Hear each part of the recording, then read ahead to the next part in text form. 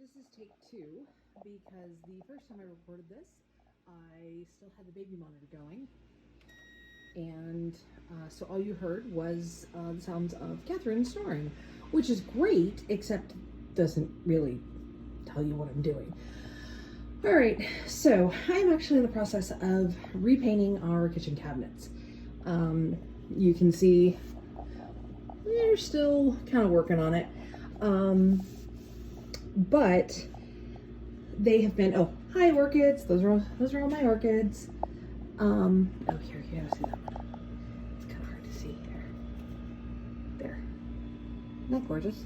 Anyway, so you can see they're painted black, and they've been black for about 10 years, maybe a little less, but it's just with the kind of turquoise blue that the walls are painted now, it just doesn't look as good.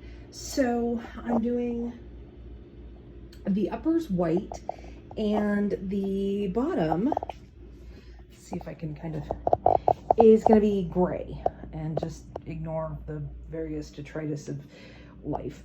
But as you can tell, they don't go all the way to the ceiling. This gap right here is about 24 inches tall by about 12 inches deep, maybe a little less. And stuff just sits up there and collects dust. By the way, puppy pads are the bomb when it comes to putting them on your changing table.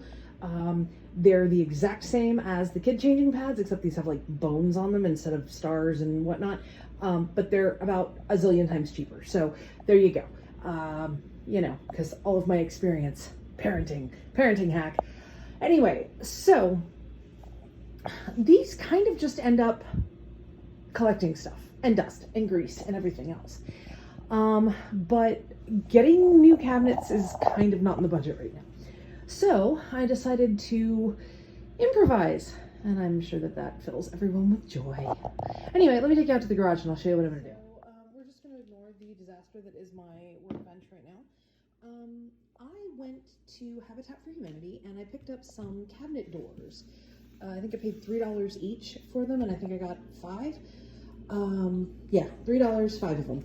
And so what I did was I measured the distance from the top of the cabinet to the ceiling.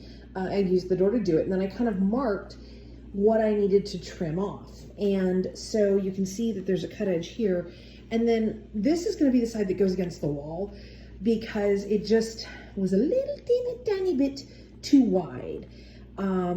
So there's that.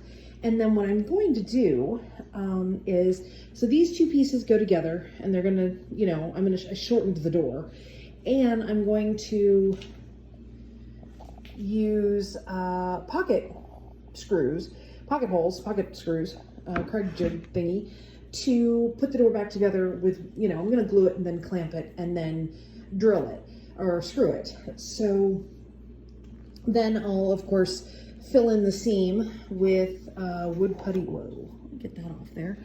Wood putty or caulk or whatever it is I'm going to use. Excuse me. And put them up. And I'll probably use, you know, the angle brackets, the L-shaped brackets and straight brackets, so I have good contact between the ceiling and the cabinets. However, I have one minor problem in the kitchen, and I have this idea that I'm going to put sides on the cabinets here, and so it's going to kind of form a box with a side, the ceiling, the other side, and then, you know, the bottom of it. However, I have to figure out what I want to do to use as a door. IKEA has these great cabinets that would fit up there perfectly. I mean, like they were made for it. And the door kind of hinges up and then down. And I kind of thought I could do that maybe. Or I could figure out something else to put up there.